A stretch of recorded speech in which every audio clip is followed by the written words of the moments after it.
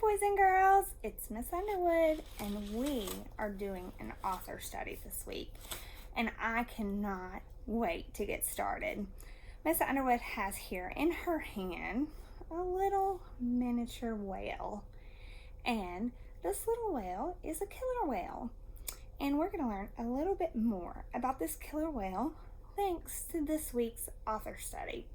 Now, Miss Underwood loves to read about animals, and one of my very favorite things is to learn new facts. So I hope you enjoy this author study as much as Miss Underwood did when she first read these books.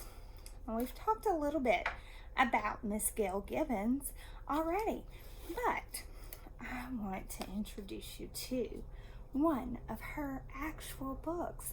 This is called Whales, and look, you can see she has done the illustration and she does the words. So she is an author and an illustrator, and as we've learned previously today, an author and an illustrator, the author does the words, the illustrator does the picture, and Miss Gail Gibbons does both on her words.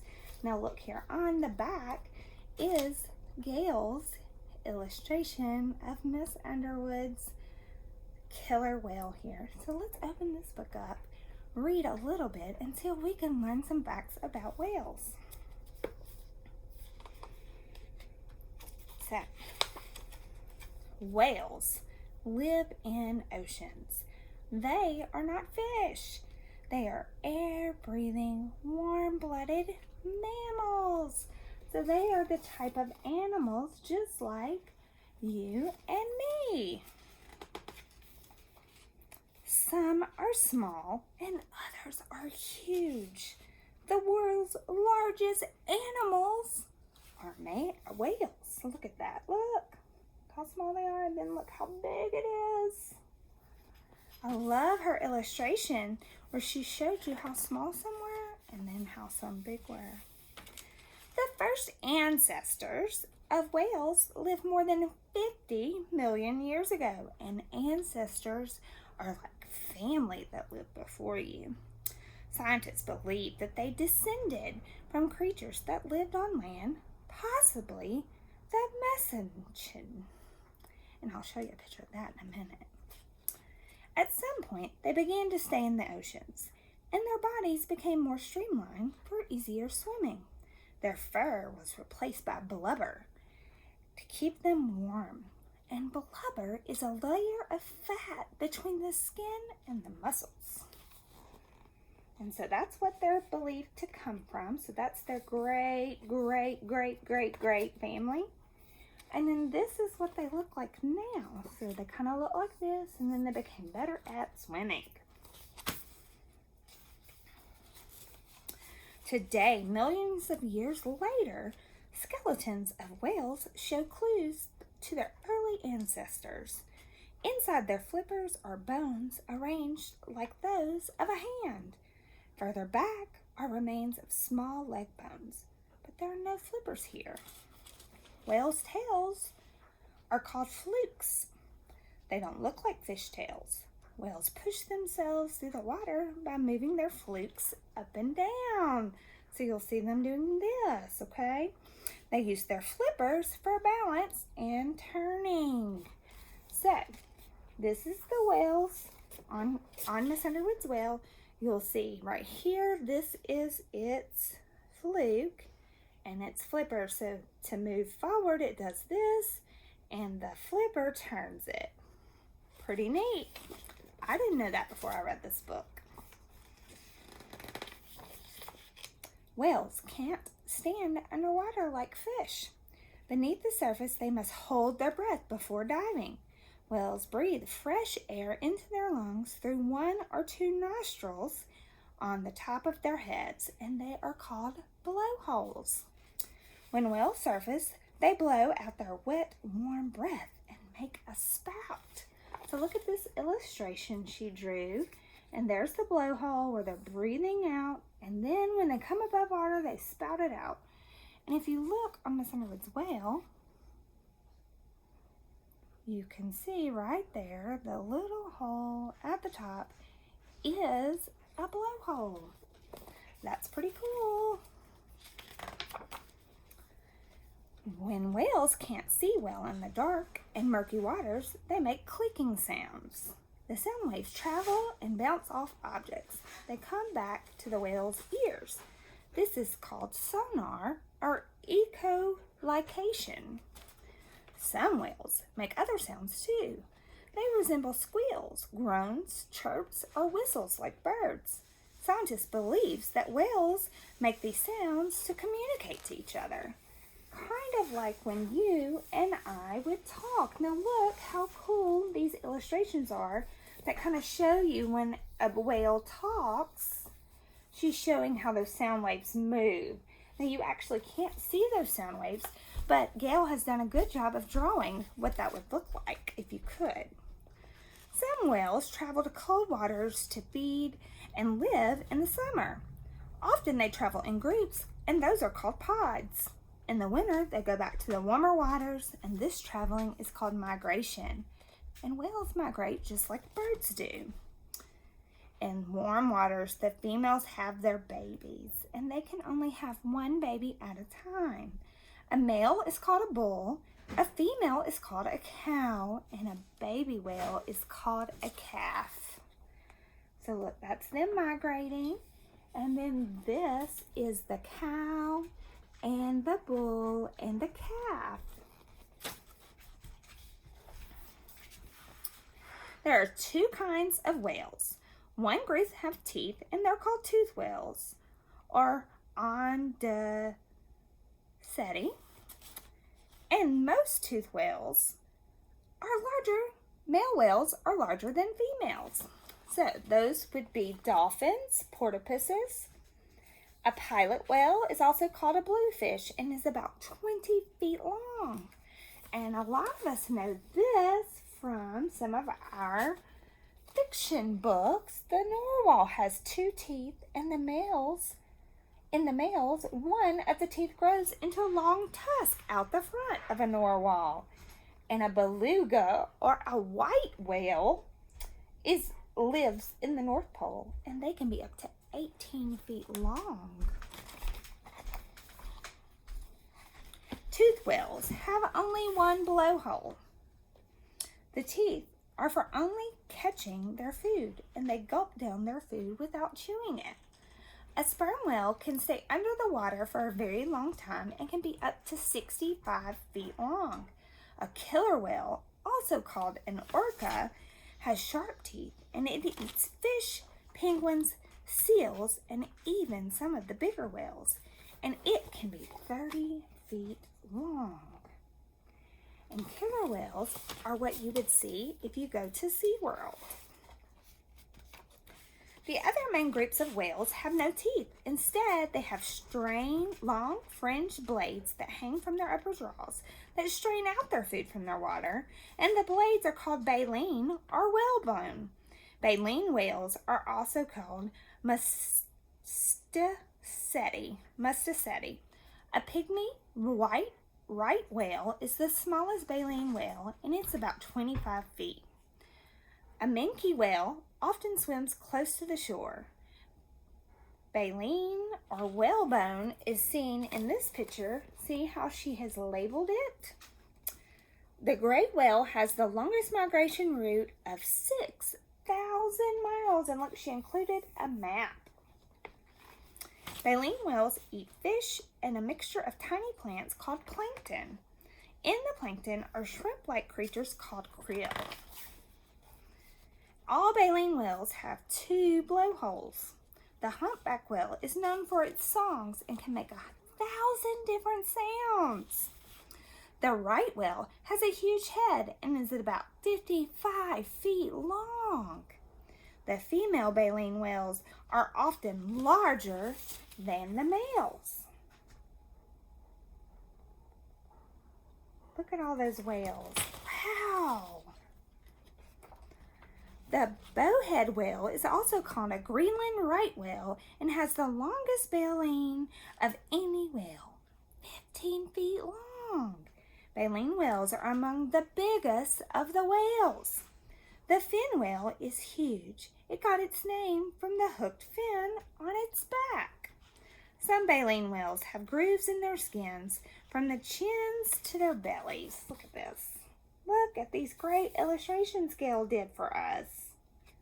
I love it when an artist or an illustrator really truly shows us what it looks like. A blue whale is the biggest creature that ever lived, even bigger than the biggest dinosaur.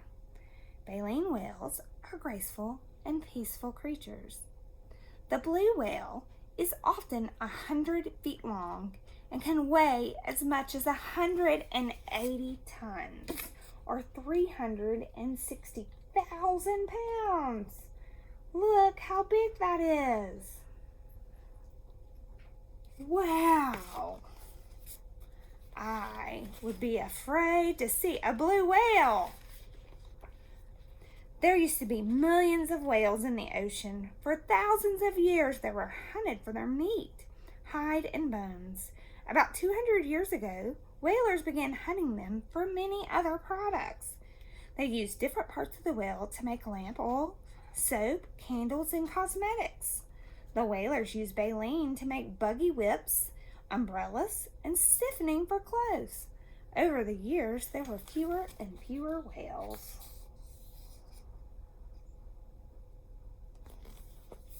That makes me sad. Today, people are worried about how small the whale population has become. Some laws have been passed to protect them from being hunted.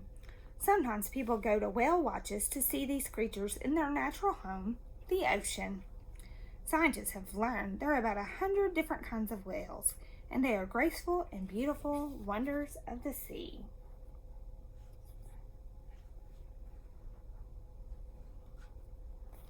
How awesome is that? Now, in the back, she's included a section called Whale Tales. In 1851, Herman Melville wrote a book called Moby Dick. It told about a magnificent white sperm whale that whalers were hunting. A blue whale eats about 4,400 pounds of krill a day. Now that whales accidentally swim onto a beach, some stranded, sometimes people help them return to the sea so they won't die. A sperm whale can dive down more than half a mile. A baby blue whale is the biggest baby in the world. At birth, it is 25 feet long and weighs 4,000 pounds. Some whales can be trained to do tricks, and when you go to SeaWorld, you'll see those whales do tricks. Breaching is when a whale leaps from the water. A blue whale is so big that 50 people could stand on its tongue. Wow. In 1985, Humphrey the humpback whale became lost and wandered up California's Sacramento River. Scientists lured Humphrey back to sea by playing a tape of humpback whale songs. In 1990, Humphrey was stranded in San Francisco Bay. Thousands of Humphrey fans watched scientists help get him back to the sea again. Recorded sounds of humpback whales have been sent to outer space on Voyager 1 and 2. So those are pretty awesome whale tales. So Miss Underwood has a few questions for you. Miss Underwood wants to know, do you think this book was written for information, or do you think she read this book because it's imaginary? What do you think? Information or imaginary?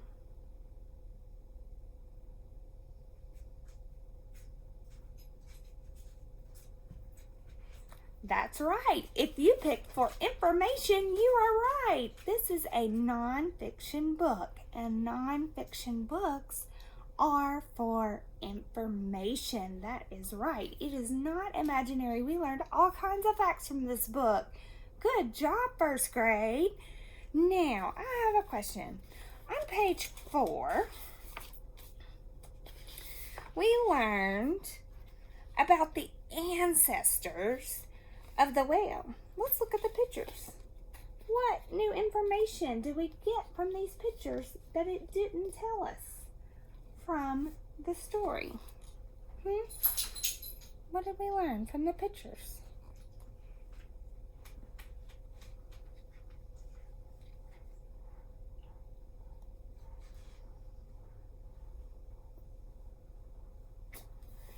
Did you pick that the ancestor had fur? Very good job. If you looked at the picture, you would know that the ancestor had fur. Good job.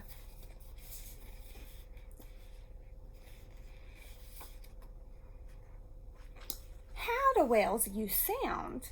What did we learn about sound?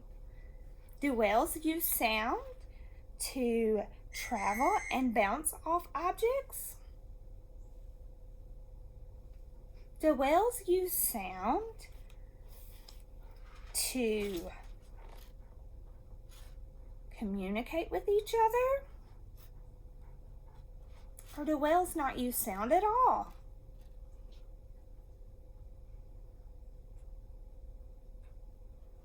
That's right, the first two are right. They use sound to travel and bounce off objects and to communicate with each other. Whales use sound, and that sound is called sonar or echolation.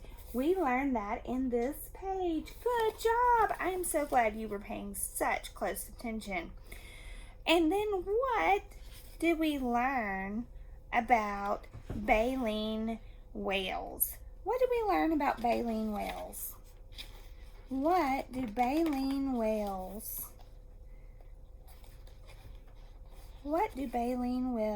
is different about baleen whales from toothed whales? What do we learn? Do baleen whales chew their food? Do baleen whales have teeth? Or do baleen whales have blades or whale bones?